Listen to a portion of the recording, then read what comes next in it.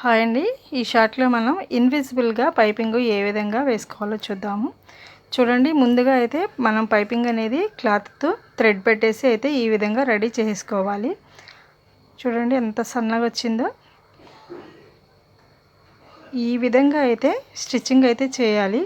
కానీ మీకు పాదము ఎటైతే వీలుగా ఉంటుందో అటు పెట్టుకోండి స్టిచ్చింగ్ చేయడానికి. నాకైతే ఇటువైపు అయితే ఈజీగా వస్తుందన్నమాట. ఇట్లా ఈ విధంగా అంటే నాకు రైట్ సైడ్ వైపు వచ్చేసి థ్రెడ్ వస్తుంది. చూడండి, ఇలా పెట్టేసేసుకుని లైనింగ్ మీద పెట్టుకోవాలి. నేను చూపించేది మీకు లైనింగ్ అండి. ఈ విధంగా లైనింగ్ మీద పెట్టేసుకుని కరెక్ట్గా పెట్టేసుకుని పట్టుకున్నట్లయితే మనం క్రాస్ పీస్ తీసుకున్నాం కాబట్టి కరెక్ట్గా చక్కగా తిరుగుతుంది అనమాట రౌండ్. చూడండి, ఈ విధంగా స్టిచ్చింగ్ అయితే చేసేయాలి మొత్తం కూడా.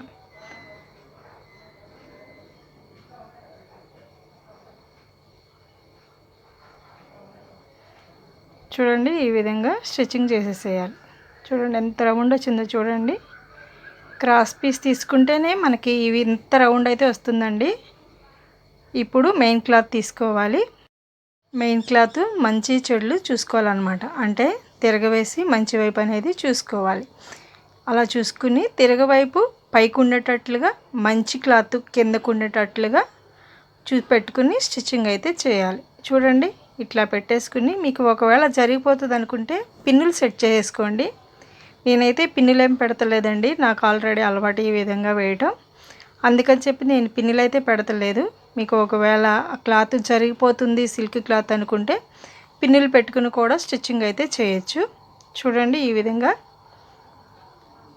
విధంగా స్టిచ్చింగ్ చేసేసాను నేను. చేసేసిన తర్వాత చిన్నగా ఇట్లా టాకాలు అనేది పెట్టుకోవాలి. ఈ విధంగా చిన్నగా కత్తెరతో కట్ చేసుకున్నట్లయితే రౌండ్ షేప్ అనేది కరెక్ట్గా వస్తుంది. చాలా నీట్గా అయితే వస్తుందండి.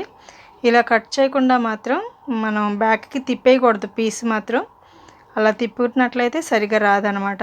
ఇట్లా చిన్నగా కట్ చేసుకుని మనం అప్పుడు మాత్రమే బ్లౌజ్ పీస్ని అనేది తిప్పుకోవాలి.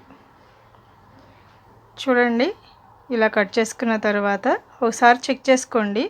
ఒకవేళ పైపింగ్ దగ్గరలో కొంచెం దూరంలో కనుక స్టిచ్చింగ్ అంటే కుట్టు కనుక పడినట్లయితే ఇంకొకసారి వేసుకోండి. నాకైతే అలా ఏం పడలేదండి. చూడండి, ఈ విధంగా చక్కగా సెట్ చేసుకోవాలి.